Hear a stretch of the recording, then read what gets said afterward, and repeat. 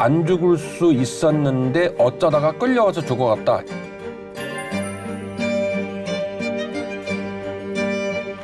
로마 병사들은 얼마나 괘씸했겠어요.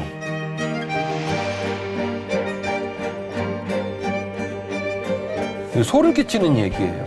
우리가 그 자리에 있었다면 얼마나 놀랐을까.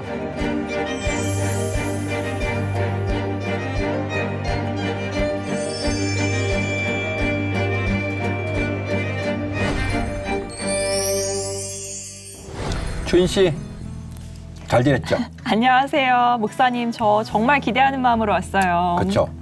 지난주에 누가 그런 걸 믿겠어요? 저요.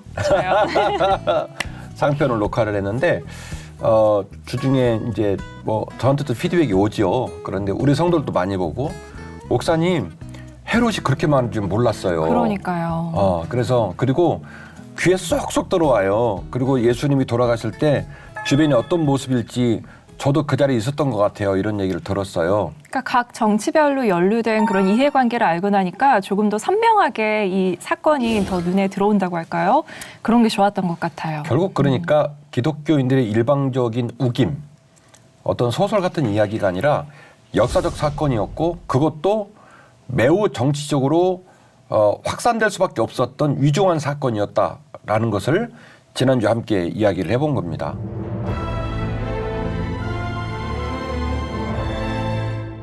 자, 예수님께서 돌아가실 때 특이점이 좀 있어요. 예수님이 돌아가실 때 특이점. 여기서 생각해 볼 일은 이렇습니다.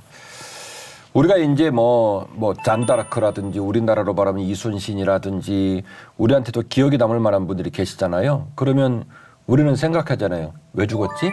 어떻게 죽었지? 안 죽을 수는 없었을까? 뭐 이런 생각을 많이 하잖아요. 그런데 모든 역사의 위대한 리더들의 죽음은 항상 아쉽고 그리고 안 죽을 뻔했는데 어떤 고발자의 고발이라든지 사건으로 죽어서 안타깝다는 느낌들로 얘기가 되죠. 역사에 남아서 그런 얘기를 회자해도 우리가 그런 얘기를 나눠도 아쉬워하잖아요. 안 죽을 수 있었는데 혹은 뭐 누구 때문에 뭐 이렇게 얘기를 하잖아요. 그런데 예수님 죽음은 그런 죽음이 아니에요. 안 죽을 수 있었는데 재수 없어서 죽었다. 안 죽을 수 있었는데 어쩌다가 끌려와서 죽어갔다. 이런 느낌이 아니에요. 필연적 죽음, 당신의 아버지가 원하셨던 죽음, 당신이 수용했던 죽음.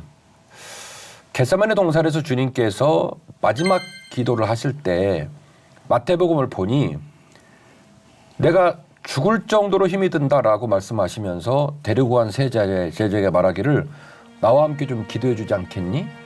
그렇게 요청을 하고 주님이 기도를 하시죠. 그 기도가 아버지 할 수만 있다면 이 잔을 내게서 옮겨주십시오 라고 기도를 했고 기도가 깊어지는 마지막 단계에 그러나 나의 뜻대로 하지 마옵시고 아버지의 뜻대로 하시기를 원합니다. 그 말이 무슨 얘기냐면 주님의 죽음을 주님이 받아들이셨다는 얘기죠. 그러니까 인류 역사에 나오는 유명한 사람들의 안타까운 죽음하고는 좀 그 목적과 방향성이 달라요. 네. 주님께서 받아들이셨고 당신의 아버지는 하나님이 원하셨던 죽음이다라는 사실, 그 사실의 특이성이 주님의 돌아가심에 나옵니다.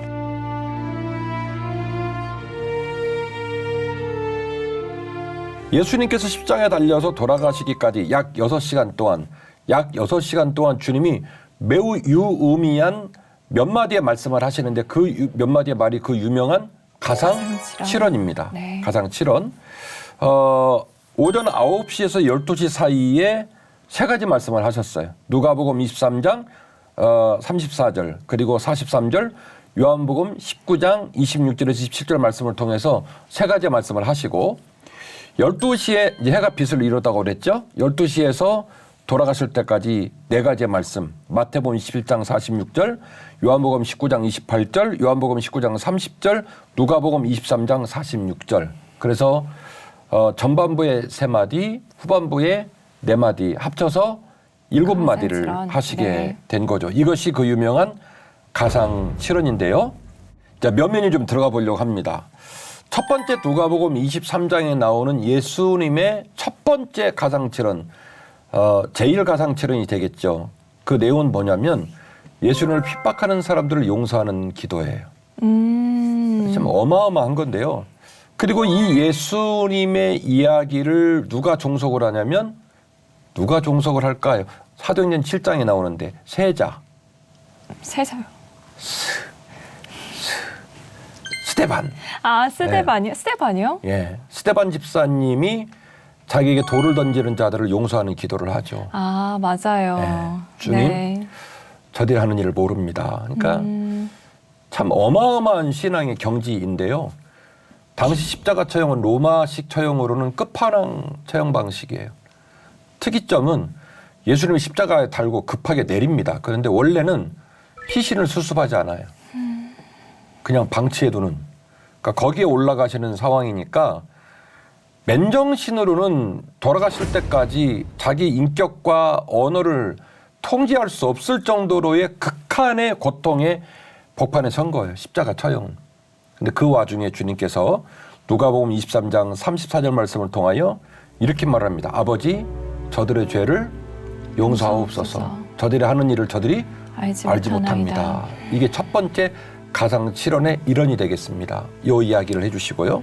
그리고 누가복음 23장 43절 이하에 나오는 내용인데 양쪽에 이제 강도 얘기가 나오죠. 어떤 목사님은 오른쪽 강도다. 그러는데 그건 며느리도 몰라요.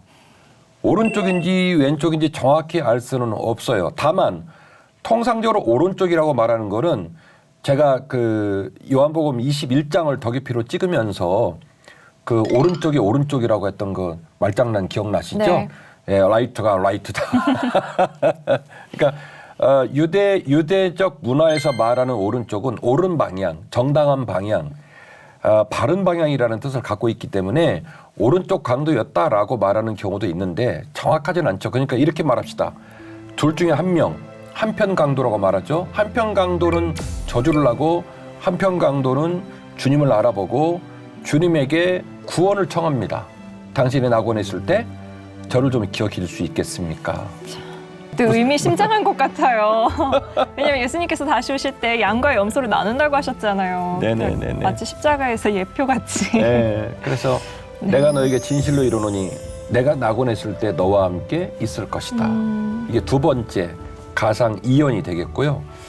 그리고 참 가상 칠연의 내용이 면면이 참 다 애틋해요. 요한복음 19장 26절 27절 말씀 보면 여자여 보소서 당신의 아들이니이다. 요한을 두고 한 얘기예요. 예수님의 제자들은 전부 다 빨리 죽죠. 순교를 많이 합니다. 그런데 반모섬에 이르기까지 비교적 수완을 다 차고 마지막 요한계시록을 남겼던 사도 요한. 그가 가장 오래 생존해야 될 것을 주님은 알고 계셨고 주님께서 실제로 사역을 할 때 우리가 같이 덕유피를 찍으면서 얘기를 나눴습니다마는 사역을 하실 때 예수님의 어머니와 형제들이 오니까 제자들이 얼마나 긴장해요. 주님, 어머니 오셨어요. 그러니까 주님이 뭐라 그래요? 뜻밖에도 누가 내 어미요? 누가 내 형제냐? 이런 어마어마한 얘기를 해주셨는데 그러니까 자칫 잘못하면 주님이 하나님의 아들이란 이유로 육신 어머니를 함부로 여겼나 싶은데 그렇지 않다는 얘기죠. 요한복음 19장 20절 말씀은 이렇게 말합니다. 여자여 보소서 아들입니다. 보라 너의 어머니이시다. 사실은 부모의 사랑이라고 하는 건 자식이 부모 앞에서 죽어간다? 피가 타지 않을까 싶어요. 막 밑에서 어쩔 줄 모르고 더 아파하는 어머니를 보면서 어머니를 맡기는 거예요. 요한한테. 어머니 요한 따라가세요. 요한아 우리 어머니 부탁한다. 이게 이제 오전 3시간에 일어났던 세 가지의 1원, 2원, 3원이고요. 12시가 지나고 난 다음에 지난주 우리가 말했던 것처럼 엘리 엘리 라마 사박다니 나의 하나님 어찌하여 나를 버리시나이까. 그리고 요한복음 19장 28절 말씀을 통하여 이제 막 몸에서 피가 막 쏟아지고 수분이 쏟아지고 막 죽음의 시간이 다가오니까 내가 목마르다라고 얘기를 하셨고 19장 이어지는 30절에 다 이루었다. 이거 어마어마한 얘기예요. 억울하다. 도망갈 수 있었는데 괜히 잡혔다. 불하다. 주님이 이렇게 얘기를 했다면 우리가 주님의 죽으심과 부활을 어떻게 묵상할 수 있겠습니까? 근데 주님 말하는 거예요. 다 이루었다. 내 아버지의 뜻을 이루었고 내가 겟세마네 동산에서 그렇게 울면서 기도한 기도. 그러나 내가 드디어 그 감당할 수 없는 고통의 길을 다 이루었다 라고 말씀하시고 마지막 누가복음 23장 46절 말씀을 통해서 아버지여 내 영혼을 아버지 손에 부탁합니다 라는 말씀을 마치시고 6시간의 대장정이 끝납니다. 그래서 7가지의 말씀을 하시고 돌아가시게 되는데 요 내용을 미루어서 볼 때 우리는 주님의 죽으심이 그저 소리 없이 의미 없이 끝나버리는 죽음이 아니라 무엇인가 주님이 의도하고 계셨고 목적한 바를 이루기 위한 죽음이었구나. 당신이 이 죽음을 받아들이고 있었구나. 그리고 이 죽음이 하나님의 계획하신 섭리 가운데 있었구나라는 것을 추측할 수 있어요.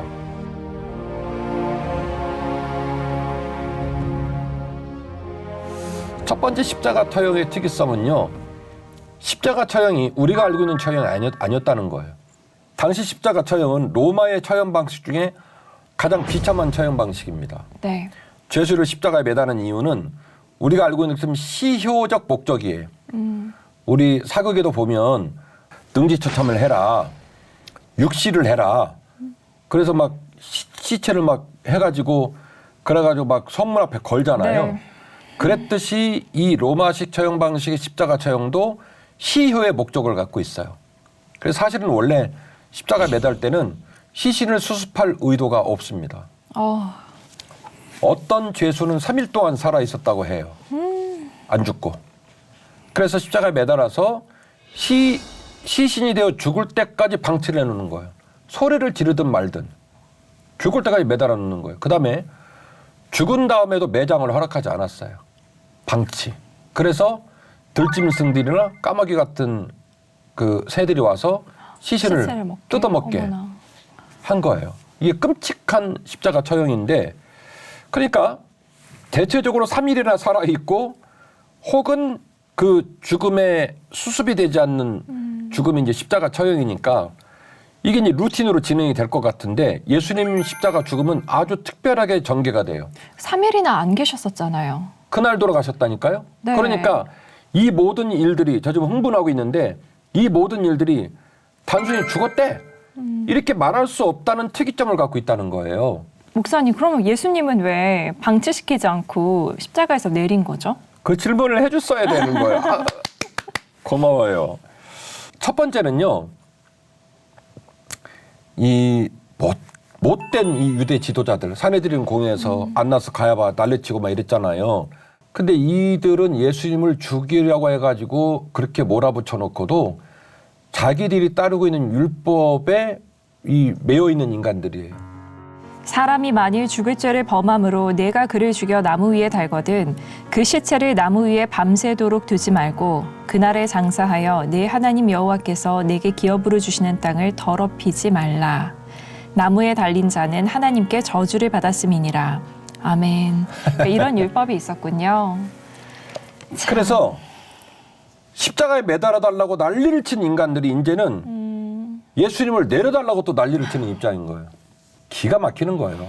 그래서 무슨 요청을 긴급한 요청을 하게 되냐면 다리를 꺾겠다는 거예요.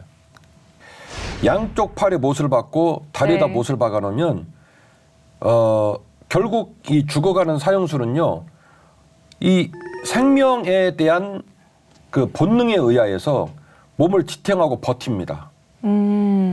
피가 막 쏟아져 나가는 거를 최대한 막고 어쨌든 버티면서 죽어가는 거예요. 네. 근데 다리를 꺾어버리면 이제 지탱을 못하죠. 그냥 다 무게중심이 쏟아져가지고 네. 빠르게 죽어가는 거예요. 네. 그래서 그렇게 이제 죽이려고 다리를 꺾어달라는 요청을 하게 되죠. 그 요청은 방금 읽었던 것처럼 신명기 21장에 있는 계명을 지키려고 하는 거예요. 나무에다가 매달은 사람 밤새도록 두지 마라. 어떻게 해요? 그날 내려라. 장사해라. 네. 그날 내려라. 그러니까 로마 병사들은 얼마나 괘씸했겠어요. 빌라도는 안 죽이려고 그랬는데 죽여달라고 난리를 치더니 그 매달아서 끝을 내려고 했더니 이제는 또 내려달라고 내려달래. 내려달라고 말하면서도 참 이날은 준비일이라 유대인들은 그 안식일이 큰 날이므로 그 안식일에 시체들을 십자가에 두지 아니하려 하여 빌라도에게 그들의 다리를 꺾어 시체를 치워달라 하니 군인들이 가서 예수와 함께 못 박힌 첫째 사람과 또 그 다른 사람의 다리를 꺾고 예수께 이르러서는 이미 죽으신 것을 보고 다리를 꺾지 아니하고 그중 한 군인이 창으로 옆구리를 찌르니 곧 피와 물이 나오더라. 이를 본 자가 증언하였으니 그 증언이 참이라. 그가 자기의 말하는 것이 참인 줄 알고 너희로 믿게 하려 함이니라. 이 일이 일어난 것은 그 뼈가 하나도 꺾이지 아니하리라 한 성경을 응하게 하려 함이라. 아멘. 아멘. 이거 어마어마한 얘기인데 밑에 하는 한번 읽어주실래요? 시편을. 그의 모든 뼈를 보호하시며 그 중에서 하나도 꺾이지 아니하도다. 아멘. 아멘. 자, 제가 엄청난 얘기를 제가 하고 있는 중인데요. 하도 때를 쓰니까 그러면 꺾어라. 그래가지고 꺾으려고 가서 드디어 강도들이 살아있으니까 제가 그랬죠. 보통 몇일간 살아있었다고요? 3일. 3일은 살아있었다고요. 그러니까 이제 살아있는 강도들의 다리를 꺾었는데 산채로 다리를 꺾었으니 그게 기가 막힐 노릇 아니에요. 그런데 정작 꺾으려고 했더니 누구냐면 주님인데 주님을 꺾으려고 했더니 주님이 이미 돌아가셨다는 거예요. 네.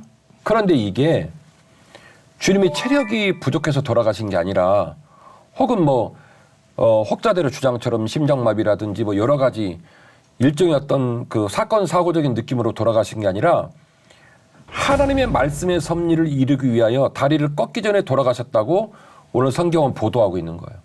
그게 바로 뭐냐면 시편 34편 20절 말씀이 성취되고 있다는 거죠. 이루어지고 있다는 거죠. 방금 읽어주셨던 것처럼 그의 모든 뼈를 보호하시며 그 중에 하나도 꺾이지 아니하시도다. 돌아가셔도 그의 모든 뼈를 당신 아버지가 보호하셔서 하나도 꺾이지 않게 하실 것이다. 신비예요. 강도들은 살아서 다리를 꺾이우고 예수님은 그 전에 돌아가시고 그러니까 얼마나 소름이 끼쳤겠어요. 매달은 인간들도 소름 끼치고 꺾어서 내리려는 인간들도 소름 끼치고 3일 동안 매달렸을 사람이 자기들이 모르는 순간에 돌아가시는 상황이 임하게 되어지고 근데 앞서 말했던 것처럼 신명기의 말씀, 신명기 21장의 이야기를 이들이 알고 있는 것처럼 이들은 시편 34편도 알고 있거든요. 요거를 이루려고 다리를 꺾으려고 했단 말이에요. 내리려고 했단 말이에요. 매달아 놓지 말라고 얘기하니까. 그런데 이들이 이 짓거리를 하고 있는 와중에 시편 34편이 이루어진 거예요. 와. 소름 끼치는 얘기예요. 그러니까 사실은 성경은 이들이 얼마나 두려웠는지 기록하고 있지 않지만 우리가 그 자리에 있었다면 얼마나 놀랐을까. 첫 번째 특이점 말씀드렸고 두 번째 특이점이 있습니다. 주님께서 돌아가시자마자 무슨 일이 벌어지냐면 성전의 휘장이 찢어집니다. 맞아요. 주인 씨도 알고 계셨죠? 네. 우리 성도들도 알고 있어요. 우리 더 깊이 많은 시청하시는 목사님도 알고 계세요. 그런데요, 이 일은요, 그냥 우리 이 뒤에도 있네. 이렇게 뭐 커튼 찢어졌다 이렇게 생각할 일이 아니에요. 지금 휘장이 찢어진 모습을 작품으로 만들어 놓은 건데 밑에 좀 제사장이 보이죠? 어마어마하게 높아요. 그죠? 네. 그걸 봐주기를 간절히 원했어요. 보니까 구조물로 보면 사람의 키, 그다음에 메노라라고 하는 일곱 금촛대, 지금 있는 이 모든 진설병 모든 것들을 고려했을 때 휘장의 규모가 그야말로 어마어마했다는 것을 연상시킬 수가 있습니다. 휘장이 어느 정도 규모였느냐라는 것을 정확히 특정할 자료는 없어요. 그러나 유추는 얼마든지 가능합니다. 성전을 말하려면 성막을 얘기를 하겠죠. 네. 성막은 세로 10m에 가로 30m. 기억나시죠? 10규빗 돼가지고 얘기했던 거 기억이 나실 네. 겁니다. 성막은 그나마 좀 사이즈가 괜찮아요. 그때 우리가 이제 성막 찍을 때 지금 우리가 보는 그 디럭스급 컨테이너 박스를 생각하시면 됩니다라고 제가 그냥 얼추 말씀을 드렸어요.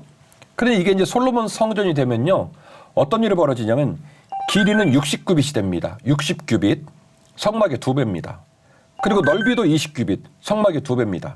그리고 높이는 30규빗. 성막의 3배입니다. 10규빗, 20규빗, 30규빗. 그러니까 솔로몬 성전만 돼도 이제는 사이즈가 거의 2배 반으로 커지는 거예요. 네. 그런데 이 헤롯이 말이죠. 성전을 증축하는 과정에 이 성전의 높이를 10규빗을 더 올립니다. 와. 위용을 드러내기 위해서 네. 휘규빗을 더 들어 올리게 되죠. 그러니까 높이가 약 18m. 높이가 약 18m가 되는 거예요. 그래서 이것을 추론으로 학자들 중에는 이 휘장의 높이가 18m. 그래서 18m다. 그리고 폭이 9m. 그리고 이제 두께는 특정하기가 진짜 어려워 보이는데 약 10cm 정도 되지 않았을까 이렇게 얘기를 하는 거예요. 그 크기를 버티려면 그 천이 18m의 길이를 버티고 찢어지잖아요, 스스로. 그러니까 이걸 버티려면 직조를 할 때 거의 한 10cm 두께 정도로 했을 거라는 얘기예요. 하늘이 두 정도도 안 찢어지죠. 절대 안 찢어지죠. 누가 찢을 수가 없는 거예요. 매다는 것도 황소를 동원해서 매달았다고 얘기를 할 정도니까. 이 일에 관하여 마태복음 27장, 마가복음 15장, 누가복음 23장이 전부 기록을 하고 있습니다. 예수님 돌아가실 때 휘장 찢어진 사건은 매우 중요하고 특이한 사건이었다라고 얘기를 하고 있고, 그리고 그 휘장이 찢어진 사건에 대한 의미를 아주 중요하게 사도 바울은 이렇게 기록을 하고 있어요. 그는 우리의 화평이신지라 둘로 하나를 만드사 원수된 것 곧 중간에 막힌 담을 자기 육체로 허시고 법조문으로 된 계명의 율법을 폐하셨으니 이는 이 둘로 자기 안에서 한 세 사람을 지어 화평하게 하시고 또 십자가로 이 둘을 한 몸으로 하나님과 화목하게 하려 하심이라. 원수된 것을 십자가로 소멸하시고 또 오셔서 먼 데 있는 너희에게 평안을 전하시고 가까운 데 있는 자들에게 평안을 전하셨으니 이는 그로 말미암아 우리 둘이 한 성령 안에서 아버지께 나아감을 얻게 하려 하심이라. 아멘. 아멘. 자, 주인 씨 만인 제사장설이란 말 들어봤죠? 네. 만인 제사장설은 대제사장과 제사장, 레위인 그리고 유대인들이 있을 때에 무슨 예수님이 십자가에 달려 돌아가시는 사건 이후로 모든 사람이 제사장이 됐다 이 말을 말하는 게 아니에요. 그보다 더 심오한 의미를 갖고 있고 직급과 지위와 다른 형태의 각별한 의미를 갖고 있어요. 그게 뭐냐면 휘장이 찢어졌다라는 말이 의미가 같은 맥락의 얘기인데 휘장은요 누구만 들어갈 수 있냐면 대제사장만 들어갈 수 있는 거예요. 그 말은 대제사장 빼놓고 모든 백성은 다이렉트로 직접 하나님과 만날 수가 없는 거예요. 중간에 누가 껴야 돼. 네. 그게 누구냐면 제사장이에요. 제사장을 통과해서 하나님께로 가는 거예요. 이 기독교 개신교에서 말하고 있는 만인 제사장들은 바로 이겁니다. 성도하고 목사하고 같은 급이다. 뭐 막 먹자 이런 식의 유치한 얘기가 아니고 예수님의 돌아가심과 휘장이 찢어지는 사건을 통하여서 더 이상 하나님의 모든 백성은 제사장을 통과하지 않고 하나님께 기도할 수 있고 하나님을 만날 수 있고 그분과 사귈 수 있다라고 하는 화해의 사건. 그 사건을 의미하는 거예요. 그래서 바울은 에베소서 2장을 통해 이 사실을 분명하게 말하고 있는 거예요. 휘장이 찢어짐으로 주 예수 그리스도가 영원한 대제사장이 되셔서 하나님과 우리를 어떻게 했다? 화해시키셨다. 화목하게 화해시키셨다. 더 이상 제사장을 통과하지 않고 직접 그분의 은혜를 구하고 죄를 구하고 그분과 소통하고 그분과 동행하고 그분과 사귈 수 있는 그 문을 누가 열어주셨다? 십자가에 달리신 예수님이 열어주셨다. 그래서 만인이 제사장이 됐다는 말이 그 말이에요. 다른 의미가 아니라. 만인 제사장설은 결국 예수 그리스도의 피값으로 말미암아 휘장이 찢어졌고 아까 말씀드린 대로 추측하기로 약 18m 정도 될 거라고 말하는 인간의 힘으로 찢기도 어려운 어마어마한 두께와 높이의 규모의 휘장이 그냥 스스로 찢어지게 되는 사건을 통하여 주님이 모든 사람과 하나님 사이를 화목하게 하고 화해하셨다. 아멘. 이게 특이점이에요. 엄청난 특이점으로 다가오게 되는 겁니다. 그리고 마태복음 27장 말씀 보니까 지진이 발생했고 또 27장 52절 이하의 말씀 보니까 죽은 자들이 살아났고 그 모든 과정을 지켜보는 제3자들이 이런 보도를 남기게 됩니다. 예수께서 다시 크게 소리 지르시고 영혼이 떠나시니라. 이에 성소 휘장이 위로부터 아래까지 찢어져 둘이 되고 땅이 진동하며 바위가 터지고 무덤들이 열리며 자던 성도의 몸이 많이 일어나되 예수의 부활 후에 그들이 무덤에서 나와서 거룩한 성에 들어가 많은 사람에게 보이니라. 백부장과 및 함께 예수를 지키던 자들이 지진과 그 일어난 일들을 보고 심히 두려워하여 이르되 이는 진실로 하나님의 아들이었도다 하더라. 아멘. 아멘. 자, 드디어 제3자들이 이 6시간 동안 일어난 일을 다 목도하고 눈으로 보고 귀로 듣고 경험을 하고 누가 시킨 것도 아닌데 그들의 입에서 터져 나옵니다. 결국 백부장과 병사들은요. 주님의 사역과 1대1로 연결된 인물들이 아니에요. 형 집행관들입니다. 근데 그 제3자들의 입에서 무슨 말이 나오냐면 이는 실로 하나님의 아들이셨다. 이게 어마어마한 얘기. 그러니까 우리 온몸에 솜털이 막 쭈뼛쭈뼛 쓰듯이 이 경외로움에 대한 느낌이 있는지 모르겠습니다만은 너무 신기한 거죠. 주님이 6시간 동안 돌아가시면서 가상칠언을 말씀하시고 돌아가신 일의 특이점이 계속 등장되는 예수님을 그날에 내리려고 난리를 치고 다리를 꺾는 과정과 꺾이지 않는 과정에 대한 특이점들, 그리고 실제로 예수님이 돌아가시는 과정에 휘장이 찢어지고 찢어지는 말미암아 풀어진 놀라운 그 신앙적인 새로운 지평에 대한 다가옴, 그 모든 걸 지켜본 백부장과 병사들이 시키지도 않았는데 말하기를 그는 실로 하나님의 아들이었다라고 간증을 하는. 그러니까 여기까지만 지켜봐도 예수님의 고난과 죽으심이 얼마나 각별한 의미를 갖고 있는지, 믿으라 말하라는 말을 논하기 전에 당시 그 당시에 있었던 주변 사람들과 역사의 주인공들이 스스로 고백을 하는, 그는 실로 하나님의 아들이셨다라고 고백을 하는 어마어마한 사건이었다라고 하는 것이죠.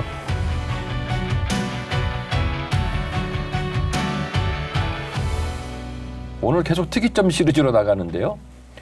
예수님이 그렇게 돌아가시고 그리고 이제 안식 후 첫날 주의 날 부활을 하시게 됩니다. 네. 문제는 이걸 믿지 못했다는 거예요. 결국 사내들인 공의에서 주님을 핍박할 때도 네가 언제는 성전 다시 짓는다며 조롱했거든요. 말씀을 하셨어요. 핍박자들은 안 믿는 거 이해한다 치고, 근데 예수님의 제자들이 그걸 믿지를 못합니다. 우리의 연약한 신앙의 민낯을 보여주게 되는데, 예수님께서 부활하신 날 아침에 마리아를 비롯한 여자들이 예수님 무덤으로 갑니다. 부활한 주님을 만나러 갔을까요? 돌아가신 주님을 만나러 갔을까요? 돌아가신 주님이요. 네. 정답을 맞히긴 했는데 슬프다. 네, 그러니까요. 정확하게 말하면 이들은 향유를 준비해서 사랑한 주님, 존경하는 주님, 그분 가신 모습이 너무 가슴이 아파서 돌아가신 시신을 수습하려고 갔던 거예요. 부패하는 과정에 향유를 바르고 어떻게든지 존경하는 주님의 마지막 가는 길을 돌리려고 갔던 거지 부활한 주님 만나러 간 거 아니에요. 마가의 다락방에 예수님의 제자들이 모여 있었습니다. 모여 있으라고 하니까 모이긴 했는데 그들은 두려워서 벌벌 떨고 있었어요. 부활을 믿었다면 그들이 그럴 이유가 없죠. 그렇죠. 그들은 어쩔 줄 모르고 모여서 벌벌 떨고 있었습니다.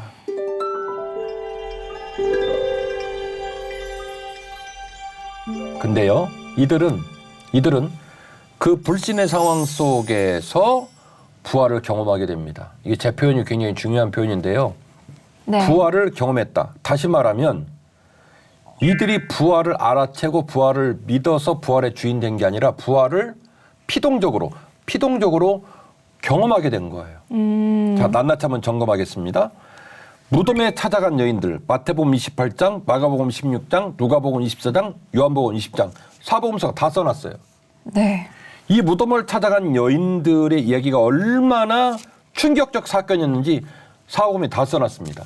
그리고 거기서 그들은 생각지 못하게 주님의 시신을 만나러 갔다가 누구를 만나냐면 천사들을 만나고 주님의 부활을 경험합니다. 네. 그리고 나중에 베드로 찾아가죠. 베드로도 주님의 부활을 경험하게 됩니다. 아멘. 그리고 예수님을 만난 막달라 마리아도 결국 부활을 경험하게 경험하죠. 되고 네. 엠마오로 내려간 두 제자는 모르는 사람이 와가지고 말을 겁니다.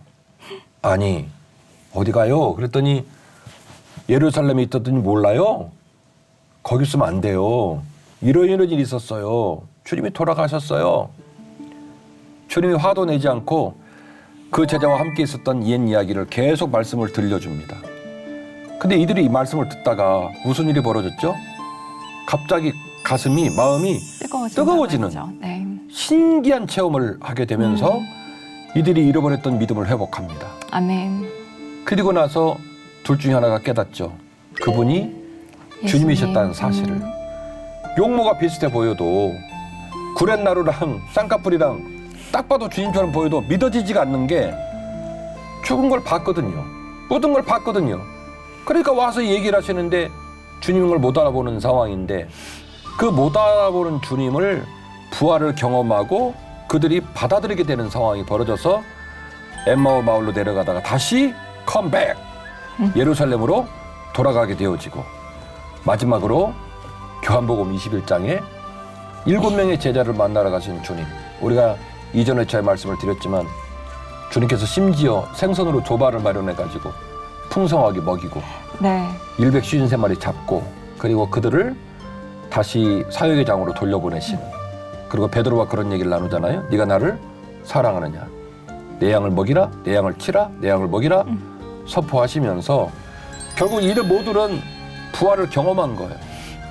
내 스스로 부활을 알아채고 내 스스로 부활을 결정한 게 아니라 부활을 어떻게 한다면 부활을 경험한 거예요. 경험한 그렇네요. 거예요. 네. 그리고 마지막으로 소개할 것이 바울의 간증입니다. 바울은 말합니다. 과거의 부활이 나의 부활이 되었다. 이거 엄청난 얘기인데요. 과거의 부활이 나의 부활이 되었다. 이 고백을 하게 되거든요. 형제들아 내가 너희에게 전한 복음을 너희에게 알게 하노니 이는 너희가 받은 것이요 또 그 가운데 선 것이라. 너희가 만일 내가 전한 그 말을 굳게 지키고 헛되이 믿지 아니하였으면 그로 말미암아 구원을 받으리라. 내가 받은 것을 먼저 너희에게 전하였노니 이는 성경대로 그리스도께서 우리 죄를 위하여 죽으시고 장사 지낸 바 되셨다가 성경대로 사흘 만에 다시 살아나사 게바에게 보이시고 후에 12제자에게와 그 후에 500여 형제에게 일시에 보이셨나니 그 중에 지금까지 대다수는 살아있고 어떤 사람은 잠들었으며 그 후에 야고보에게 보이셨으며 그 후에 모든 사도에게와 맨 나중에 만삭되지 못하여 난 자 같은 내게도 보이셨느니라. 아멘. 아멘. 사도 바울은 날 때부터 로마의 시민이었습니다. 네. 당시에 석학이라고 하는 가말리엘의 문화에서 수학을 했습니다. 히브리 문학, 헬라 문학에 출중하고 성격 자체가 무슨 일을 하면 아주 집중하는 캐릭터입니다. 네. 바울이 열심히 특심해서 심지어 집에 있는 사람들을 쫓아가서 문을 열고 색출을 해서 맞아요. 그들을 잡아가도록 일을 본인이 스스로 감당을 하고요. 네. 사내들은 공에 가서 공문 떼어달라고 본인이 요청을 해가지고 그 예수 믿는 자들을 잡아가도라는 공문을 스스로 요청해서 받아가지고 다메섹으로 휴가를 간 게 아니라 그 공문 시행하려고 다메섹을 갔던 거예요. 어마어마하게 열정적인 분이셨죠. 네. 주님의 부활을 과거 사건으로 알고 있습니다. 주님께서 부활하신 얘기가 40일 동안의 기간 동안에 많은 이들에게 전파되고 있음에도 불구하고 바울은 믿는다 안 믿는다? 안 믿는다. 나는 안 믿는다. 예수님이 부활하고 40일 동안 계셨단 말이에요. 디베라 바닷가 찾아가지요. 엠마오마을로 내려가는 제자들 찾아가죠. 다락방에 나타나죠. 다락방에 나타나니까 또 우리가 찍었지만 도마가 뭐라 그래요? 나는 못 믿는다. 나 여기다 손 넣어봐야 된다. 그 8일 만에 주님이 또 얼마나 자상하세요. 다시 오잖아요. 너 지난번에 못 믿는다며? 그래서 보여주잖아요. 만져보라고. 예. 그런 어마어마한 얘기가 40일 동안에 있음에도 불구하고 꼭 우리처럼 바울은 받아들이질 못합니다. 다메섹으로 가다가 큰 빛 가운데 주님을 만났지요. 당신 누굽니까? 네가 핍박하는 예수다. 여기서 바울이 꼬꾸라진 거예요. 그리고 고린도서 15장의 말씀을 통해 그는 고백합니다. 주님이 장사 되셨다가 성경대로 사흘 만에 다시 살아나셨고, 그러니까 돌아가신 것도 성경대로, 다시 살아나신 것도 성경대로. 그러니까 이 사도 바울은 이제 완벽한 믿음의 사람이 된 거예요.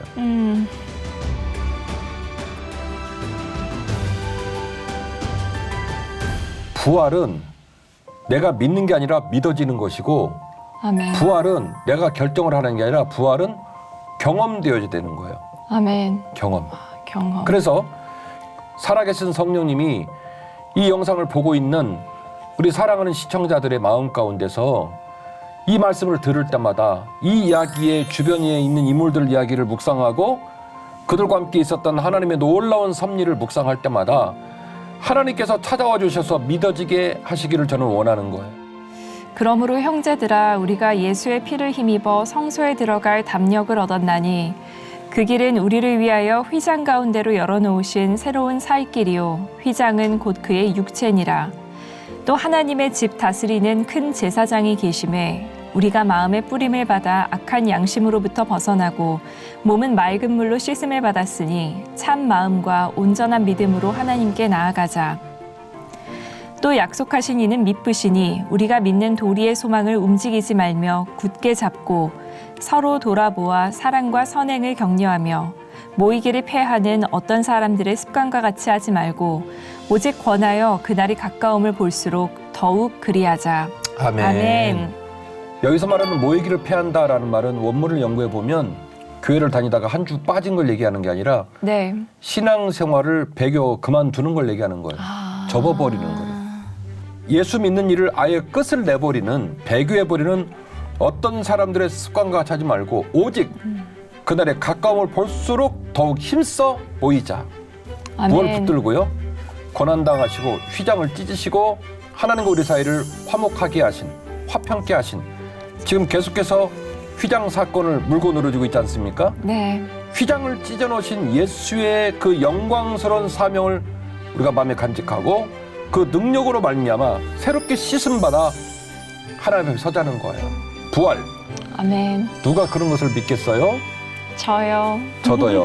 우리 시청자들이 자기도 모르게 손이 나왔으면 좋겠어요. 목사님, 아멘. 제가 믿을게요.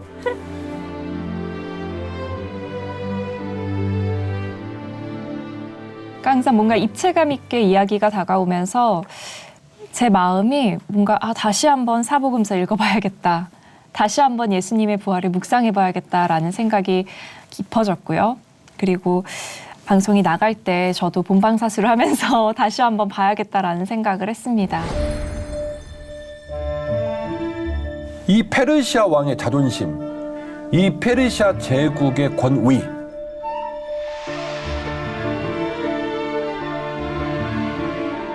아니 뭐 후궁도 아니고 왕인데 가면 가는 거지.